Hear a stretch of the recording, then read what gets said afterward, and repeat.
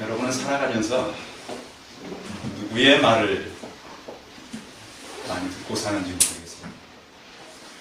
제가 어릴 때 저를 가르쳤던 교장 선생님하고 같이 버스를 탈 일이 있었어요. 그때는 이렇게 승용차가 많지 않던데 버스를 같이 타는데 제가 뒤쪽으로 가려고 그러니까 저에게 그러셨어요. 버스를 탈 때는 앞쪽이나 뒤쪽보다도 꼭 가운데에서 타라. 지금도 저는 그 얘기가 아주 13살 땐가 그래요. 어릴 때이기 때문에 전철을 타도 그렇고 버스를 타도 그 얘기가 생각이 나요. 지금까지 버스를 많이 탔는데 제가 탄 버스가 급정지한 적도 참 많았어요. 근데 저는 늘 가운데 쪽에 탔기 때문에 버스 안에서는 아직 한 번도 사고를 만난 적이 없어요. 교육법 가운데 이렇게 두 가지가 있습니다. 하나는 마주보는 교육이 있고 하나는 나란히 교육이라는 게 있어요. 리더십의 그 최고 강자였던 사람들은 주로 나란히 식의 교육을 했습니다. 직접 같이 경험한다는 거죠. 우리처럼 이렇게 마주 앉아서 가르치는 것이 아니고 같이 가서 하는 거예요. 설거지를 같이 하듯이 옆에 이렇게 서가지고 이렇게 같이. 그 방법이 가장 오래가고 그 방법이 가장 사람들에게 기억에 남다고 합니다. 우리는 살아가면서 많은 사람들의 얘기를 듣습니다. 방송도 듣고 사람들의 얘기도 듣고 지금부터 100년 전 1911년 영국에서 굉장히 호화롭고 46,000톤급이나 되는 엄청난 배를 만들었어요. 혹시 그 배가 무슨 배인지? 네, 타이타닉이라고 하는 배입니다. 이 배를 사람들이 만들어 놓고 이 배 선장이 스미스라고 하는 사람인데 이 사람은 40년 이상의 경력을 갖고 있는 사람입니다. 한 번도 이 사람이 반응했던 배가 사고를 난 적이 없어요. 그리고 이 배가 워낙 크고 호화롭기 때문에 이 배를 띄우면서 많은 사람들이 뭐라고 한 줄 아세요? 영국 배니까 영어로 했겠죠. No sink라고 했어요. 절대 가라앉지 않는다. 그래서 이 배가 워낙에 이제 잘 만들어진 그 호화 배여서 그 안에서 파티하고 또 그 안에서 이렇게 축하 이렇게 이런 그 행사들이 계속 있었습니다. 그런데 이 배가 한 5일쯤 항해했을 때 빙산 하나가 그냥 스쳐갔습니다. 정면으로 충돌한 것도 아닙니다. 옆을 지났어요. 그래서 별일 아닌가 보다 했는데 이 배가 2시간 40분 만에 완전 잠겨버렸어요. 절대 가라앉지 않은 엄청난 길이가 259m 탄 사람이 총 2224명 1513명이 죽었습니다. 해상 이 사고 가운데 가장 큰 재난사고로 지금 기록되어 있습니다.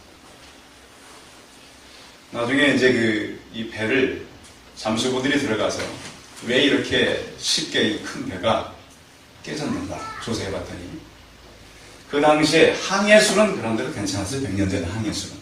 근데 문제는 연금술이었어요. 큰 배는 이 배 재료가 뭐죠?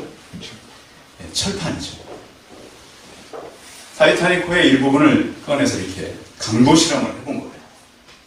요즘 배를 만드는 철판은 이렇게 위에 올려놓고 위에서 강하게 이렇게 강도 실험을 하는 세간들이 때리면 철판이 휘어집니다. 그 타이타닉호의 재료를 갖다가 이렇게 올려놓고 강도 실험에서 위에서 강하게 때리니까 도자기 깨져버리는 거예요. 그만큼 철판이 약하다는 시대였습니다. 그래서 많은 사람들이 이렇게 얘기했습니다. 이 항해술보다 연금술이 너무 떨어졌던 시대가 바로 그 시대였다. 그래서 이렇게 많은 인명의 사고가 일어난 것입니다. 우리나라도 최근에 사고들이 참 많은데 주로 그 사고의 원인은 정축이죠. 그렇죠. 목욕탕이랄지 지난번에 엊그제 있었던 병원이랄지 그래서 확장하고 커지는 건 좋은데 이런 것 때문에 많은 사고의 원인이 된다고 하는 것입니다. 우리는 살아가면서 그래서는 뉴스라든지 정보를 많이 듣습니다. 근데 중요한 것은 우리 삶의 기준이 어디 있느냐예요. 우리의 삶의 기준이 누구의 이야기를 듣고 살아가는가. 바울을 잠시 소개하자면 원래 바울은 유대교의 얘기를 듣고 살던 사람입니다. 어릴 때부터 유대교의 신체에 있었고요. 유대교에 대해서는 굉장히 열심이었습니다. 그런데 유대교하고 같이 갈 수 없는 새로운 신흥 종교 예수 그리스도를 믿는 사람들이 생겼어요. 그래서 그들을 잡아다가 감옥에 가두고 또 죽이는 데 가결하고 이랬던 사람이 바울이라고 하는 사람이었어요. 근데 그가 예수 그리스도를 만나고 그러고 나서부터 유대인들의 얘기를 듣는 것이 아니라 그 다음부터는 예수 그리스도의 말씀대로 살아가는 것입니다. 그래서 3번에 걸쳐서 전도 여행을 하고 또 많은 사람들이 하나님으로 돌아오는 그런 역할을 하게 됐습니다. 그런데 끝까지 바울 곁에서 바울을 힘들게 했던 사람들이 바로 유대인들입니다. 유대인들이 법적으로 바울을 고소했습니다. 이 사람이 우리의 종교에 잘못된 것을 얘기하고 다니고 그를 놔두었다가는 유대인들로서는 도저히 안 되기 때문에 그를 고소한 것입니다. 그래서 바울은 그들의 고소 때문에 죄수가 되어서 로마 황제 가이사에게 상소할 수 있는 로마 시민권을 가진 사람이기 때문에 죄수의 몸에 대해서 로마로 가게 된 것입니다. 오늘 이 얘기는 로마로 가게 됐는데 배를 타고 갔다고 하는 것이죠. 자, 배를 타고 가는데 배를 타는 시점이 중요합니다. 저는 어릴 때 이 바닷가에서 많이 자랐고요. 저희 할아버지는 평생 어부셨습니다. 어떤 어부요? 평생 어부. 평생 어부 하셨는데요. 저게 거의 유언으로 하신 말씀이 있습니다. 앞으로 배는 타지 마라. 배를 타지 말라는 얘기가 아니라 그 얘기는 배를 타는 업을 갖지 말라는 말씀이셨어요. 여러분 그 위기를 넘기셨대요. 그 바울이 이제 배를 타고 로마로 끌려가는 거예요. 근데 그 시기가 언제냐면 오늘 본문 9절 한번 읽어보겠습니다. 바울이 배를 탄 시점이 중요합니다. 9절 시작. 여러 날이 걸려 금식하는 절기가 이미 지났으므로 항해하기가 미태한지라 바울이 그들을 보내요. 이 금식하는 절기라고 하는 것은 그 당시에 유대인들이요 9월 말부터 10월 초까지 금식하는 절기입니다. 그런데 지중해 항해는 11월부터 3월 초까지 항해가 금지되어 있었답니다. 왜냐하면 그때는 겨울에 접어들기 때문에 너무 센 파도가 있는 때인 거예요.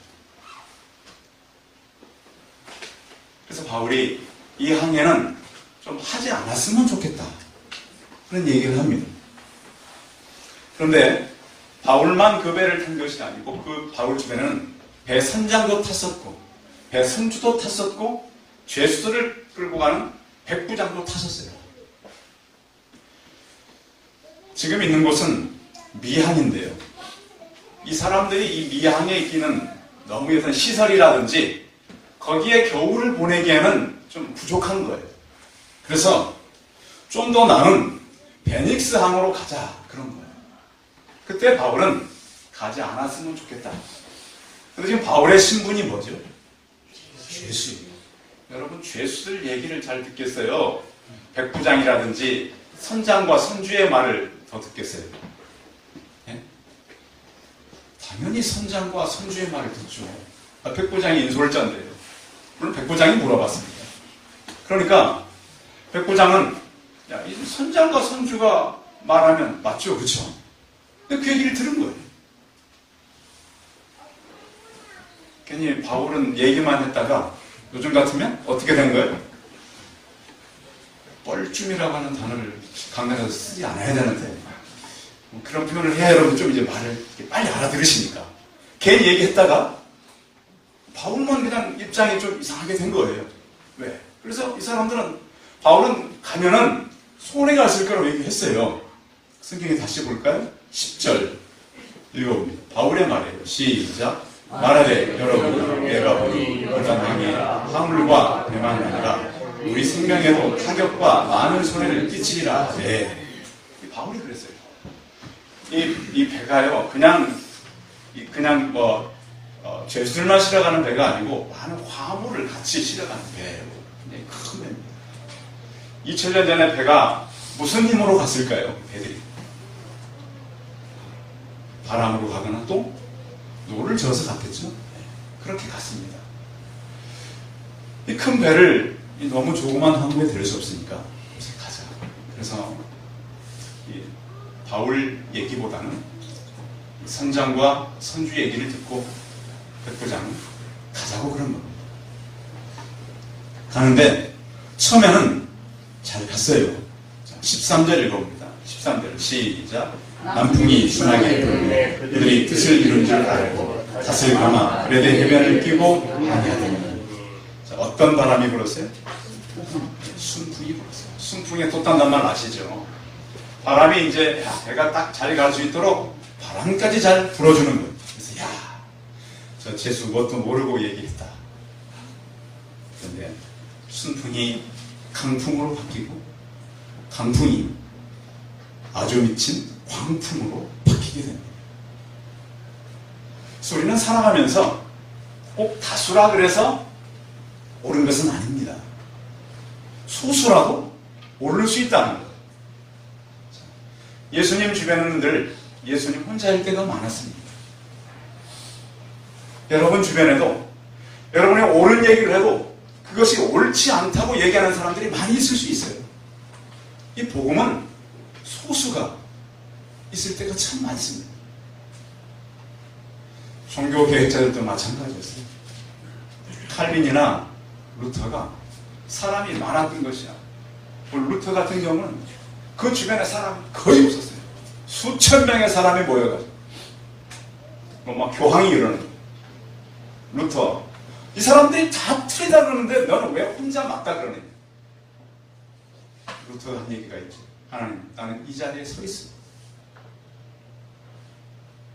우리는 때로 다른 사람들이 다 옳다 그러지만 또 틀리다 그러지만 내가 옳고 내가 틀리다고 할 때가 있어야 돼요.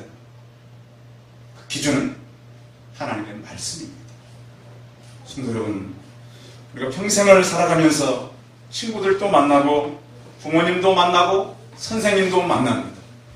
그러나 우리가 말씀을 듣는 귀의 기준은 하나님의 말씀이 되시기 바랍니다. 또 한 가지는 누구와 함께 하느냐가 중요합니다. 그 배 안에는 다행히 바울이 있었습니다.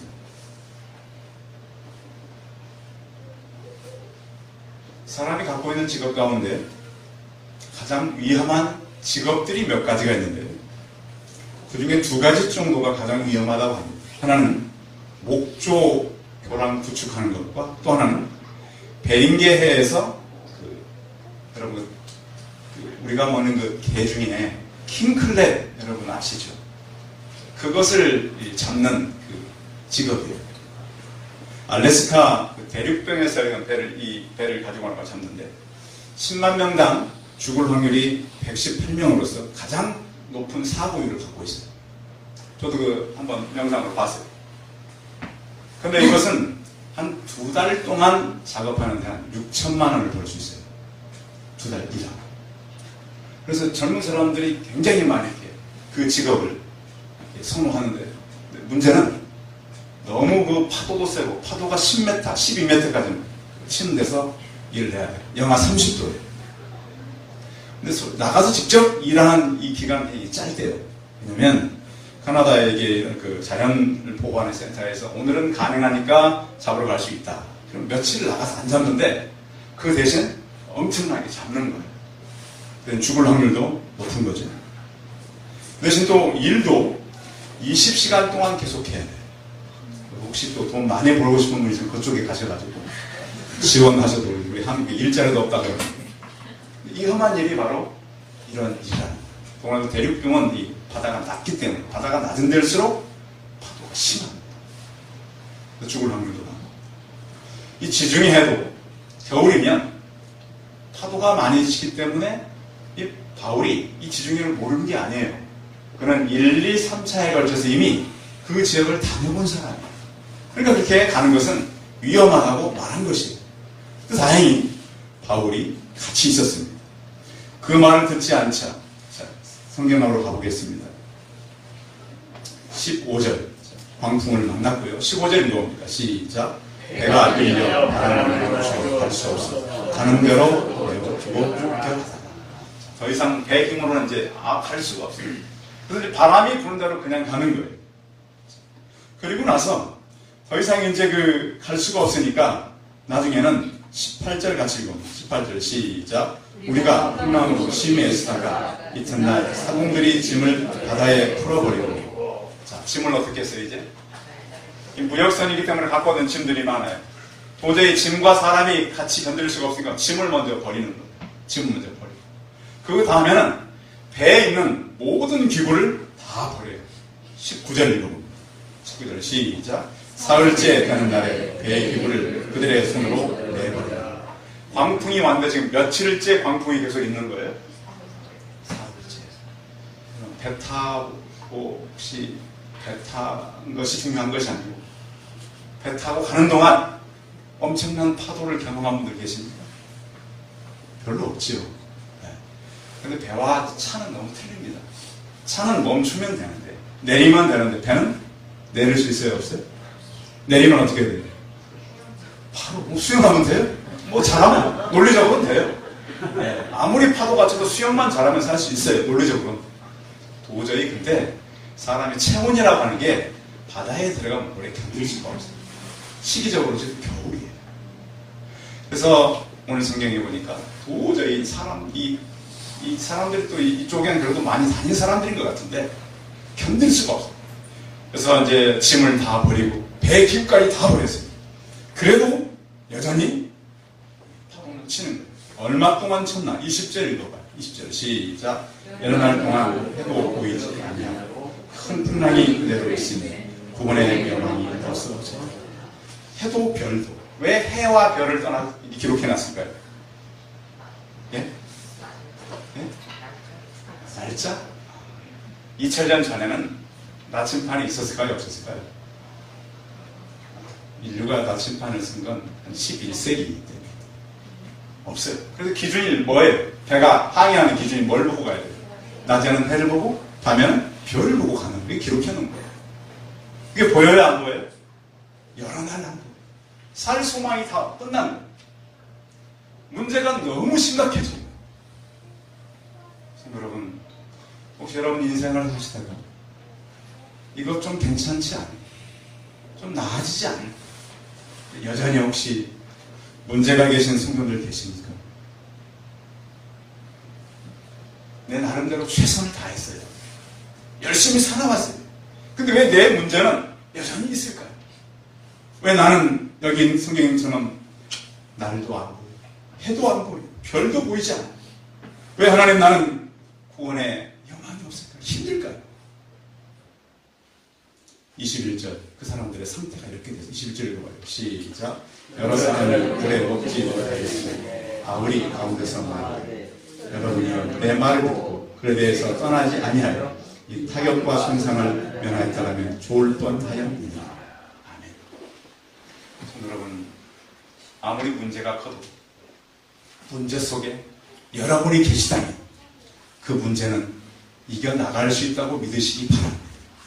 왜냐하면 문제 속에는 항상 하나님의 임재가 있기 때문입니다. 한번 따라하겠습니다. 문제에는 하나님의 임재가 있다. 예, 그래서 우리는 그렇게 기도해야 돼요. 하나님, 이 문제 속에 하나님 임재해 주십시오. 하나님께서 함께 하셔야 합니다. 성경에 보면 이와 비슷한 상황을 겪었던 선지자 한 사람이 있어요. 누구죠? 요나 선지자. 요나 선지자. 하나님께서 너 니느웨로 가라. 그냥 어디로 가요? 다시스로, 스페인으로 도망가. 하나님이 바다를 다 뒤져서 그를 찾아냈어요.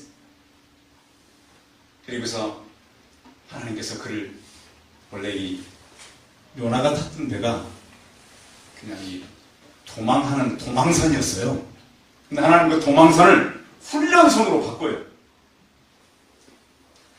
그 배속 훈련할 뿐만 아니라 거기 뱃속까지 가서 훈련을 시켜요.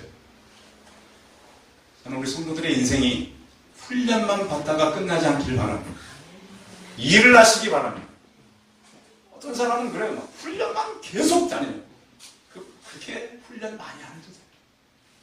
여러분의 가진 훈련이면 충분히 일할 수 있어요. 하나님께서는 이런 유라굴라를 만난 폭풍 속에서 그를 찾아오셨어요. 자, 바울에게 찾아온 하나님께서 이렇게 말씀했어요. 23절 읽어봐요. 23절 시작. 내가 속함과 내가 섬기는 하나님의 사자가 어젯밤에 내 곁에 서서 말하되. 어디 곁에 섰어요? 내 곁에 서서. 하나님은 멀리 계시지 않아요. 우리 가까이 계셔요. 아마 바울이 지금까지 전도 여행하고 하나님을 믿으면서 이렇게 소망과 용기를 가져본 적은 아마 이때가 가장 강했을 거예요. 태풍 가운데 있는 줄 알았더니 내 곁에 누가 계셨어요? 주의 사자 하나님이 계셨다라고 하는 거예요. 성도 여러분, 우리가 살아가면서 어떤 문제를 만나고 어떤 일을 만나도 내 곁에 계신 하나님을 붙드시기 바랍니다. 그는 멀리 계시지 않아요. 우리가 멀리 있었지. 내가 믿지 않았지. 내가 떠났지. 그분은 한 번도 나를 떠난 적이 없으셔요. 근데 바울의 고백이 중요해요. 바울은 이렇게 말했어요. 25절. 자, 이것이 우리의 믿음이 되길 저는 바라는데 25절 읽습니다. 시작. 그러므로 여러분 안심하라. 나는 내게 말씀하신 그대로 되리라고 하나님을 믿노라. 아멘. 성도 여러분, 하나님은 우리에게 말씀하신 대로 한 것입니다. 여러분이 어떤 큐티를 하고 어떤 말씀을 읽고 아침에 어떤 묵상을 하든 그 말씀은 그대로 되리라고 믿으시기 바랍니다. 그렇다는 역사하는 거예요. 이스라엘 백성들이 굉장히 불순종한 사람들입니다. 성경에 보면 여러 군데서 발견할 수 있습니다. 사울 왕도 그랬고요. 이사야 시대도 그랬고 하나님의 사람들이 하나님의 말씀을 듣는 거예요. 듣지 않는 거예요. 그러나 이들이 하나님의 말씀을 들었을 때는 너무 늦은 소식이었어요. 지금도 마찬가지예요. 교회들이 있고 나가서 복음을 우리가 전해요. 근데 그들이 귀를 열어서 듣나요? 듣지 않아요. 그들에게만큼은 천국의 소식은 너무 늦는 소식이 되는 거예요. 그들은 아마 지옥문 앞에 서서 그때 믿을 거예요. 이미 늦은 소식이 되는 거예요. 파선의 위험을 안고 소경을 인도하는 어리석은 삶을 사람들은 살아갑니다. 그리고 또한 우리의 이 바울의 기도인데요. 자, 바울이 폭풍 가운데 기도했다는 얘기가 있어요? 없어요? 없어요. 그렇죠. 그럼 바울은 뭐 했을까요? 우리나라 사람들 아이고 죽겠네 막 그러고만 있었을까요? 며칠 동안? 아마 바울은 간절히 기도했을 거예요. 성경에는 없어요. 그때 누가 찾아오신 거예요? 하나님의 사자가 찾아온 거예요. 그래서 기도는 물론 우리가 많이 하는 것도 있지만 듣는 것도 기도입니다. 우리는 듣는 기도가 너무 약해요. 그래서 막 부르짖고 통성기도하고. 그래서 외국인들이 제일 이해하지 못하는 건 대한민국 교회의 통성기도라는 거예요. 어떻게 이렇게 다 같이 똑같이 이렇게 막 소리 지르면서 옆에도 큰데 기도할 수 있느냐? 근데 자주 그래요. 왜 이렇게 자주 내가 들었어요. 그래서 대한민국 교회 통성기도 참 독특한 기도다. 물론 그런 기도 좋아요. 그러나 여러분 골방에 들어가셔서 세미한 그분의 음성을 듣는 그런 기도도 있기 바랍니다. 그래서 우리는 많이 기도하는 것도 중요하지만 그분의 음성을 듣고 그분의 말씀을 통해서 내가 더 기도의 낮은 자리에 내려가는 것이 필요한 거예요. 하나님은 나를 찾아오기 때문에. 찾아와서 그의 소식은 뭐냐면 26절이에요. 26절 읽어봐요. 시작. 그런즉 우리가 반드시 한 섬에, 성경은 강조하는 얘기가 있는데 의지를 가지고 하는 얘기가 바로 반드시라고 하는 얘기예요. 반드시 어떻게 된다고요? 한 섬에 걸린다. 죽는다, 산다? 산다라는 얘기예요. 아무것도 없이 항해를 하게 되니 바람에 끌려서 그냥 가는 그들에게 우리가 한 섬에 걸리게 될 것이다. 이것은 그들의 구원의 소식이요, 삶의 소식이었습니다. 성도 여러분, 우리는 살아가면서 누구의 얘기를 듣는가가 중요합니다. 우리가 누구와 함께 가는 것도 중요합니다. 더 중요한 것은 우리가 가는 곳에 늘 그 하나님께서 곁에 계시다는 걸 잊지 않길 바랍니다. 이 태풍 가운데 무슨 일이 일어나겠는가? 한 섬에 걸리는 것이 그들은 새 일을 행하시는 하나님의 것입니다. 내게 어떤 큰 문제가 있고 내 인생에 요라굴로라는 태풍을 만나도 하나님께서 여러분을 이끌어 가실 것입니다. 분명히 하나님께서 정한 하나님의 소원의 항구에 여러분이 도착하시고, 바울이 그 폭풍 속에서 사람들에게 여러분이여 안심하라 했던 것처럼 우리 또한 하나님의 새 일들을 바라보면서 사람들을 안심시키고 환난 많고 문제 많은 이 땅의 사람들, 그들의 소원의 항구로 이끌어가는 저와 우리 성도들이 다 되시기 바랍니다. 기도하겠습니다. 살아계신 하나님, 죄수의 몸이었지만 선장과 선주가 바울의 말을 듣지 않았지만 하나님은 그 태풍 가운데서도 바울 곁에 계셨습니다. 하나님, 이 시간 우리가 우리 머리를 조아리고 기도합니다. 우리 곁에 계셔서 내 인생을 이끌어가 주시고, 아무리 큰 환난과 폭풍 속에서도 나를 이끌어서 소원의 항구로 인도할 수 있도록 우리를 도와주시고, 구원의 여망이 사라진 그 속에서도 너희가 반드시 한 섬에 걸리리라고 말씀했던 것처럼 우리가 맞는 이 문제를 반드시 해결하고 하나님께서 도우심으로 하나님께서 우리를 이끌어 가시는 새 일을 행하시는 그 하나님 우리가 만나며 나가게 도와주시옵시고, 우리 인생에 어떠한 문제와 어려움이 있다 할지라도 하나님께서 반드시 찾아오시고 다가오셔서 나를 이끌어갈 확신을 가지고 살아가는 우리가 되게 하여 주시옵소서. 주 예수 그리스도의 이름으로 기도하였습니다. 아멘.